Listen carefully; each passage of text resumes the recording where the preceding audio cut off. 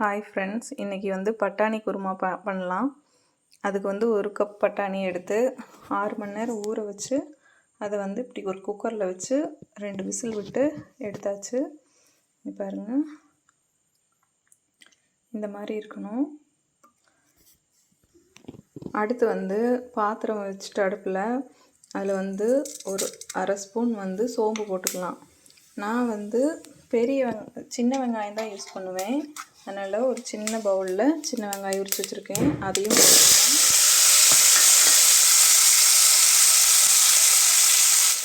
அதுக்கப்புறம் ஒரு 5 பல் பூண்டு, 2 துண்டு இஞ்சி போட்டிருக்கேன். நல்லா வதங்கிட்டுருக்கு. வெங்காயம் வதங்கிடுச்சு. 2 தக்காளி எடுத்து வச்சுருக்கேன். அதுக்கப்புறம் கொஞ்சம் 2 டீஸ்பூன் தேங்காய் துருவி வச்சுருக்கேன். இதையும் நம்ம சேர்த்துக்கலாம். தக்காளி சேர்த்தாச்சு. இதையும் நல்லா வதக்கி விடணும். தக்காளி வெங்காயம்லாம் நல்லா வதங்கிடுச்சு. இதில் நம்ம தேங்காய் சேர்த்துக்கலாம்.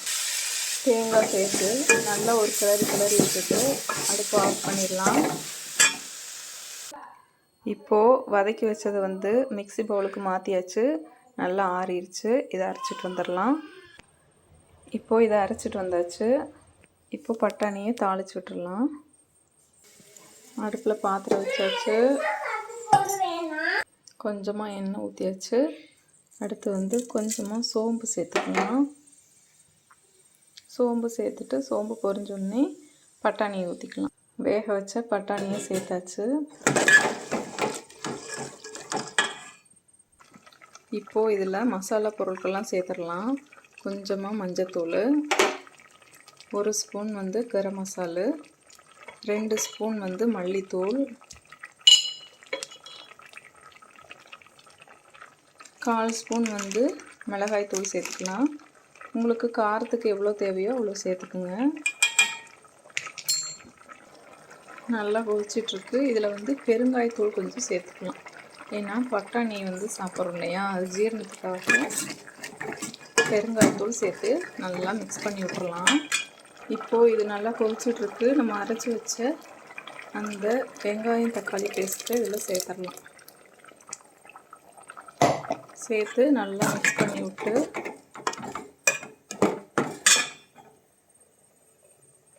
இப்போ கொஞ்சமாக மிக்ஸி பவுலில் தண்ணி சேர்த்து அதையும் இங்கே ஊற்றிடலாம்.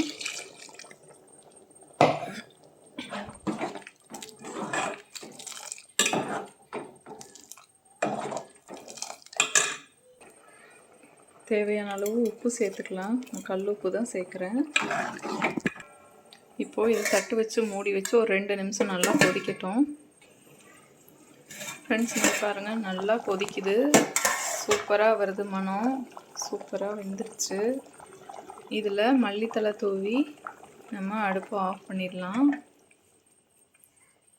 சுவையான சூப்பரான பட்டாணி குருமா ரெடி ஆயிடுச்சு. இது சப்பாத்திக்கு, பூரிக்கு, சாப்பாடோடு வச்சு சாப்பிட்டாலும் ரொம்ப அருமையாக இருக்கும். நீங்களும் செஞ்சு பாருங்கள்.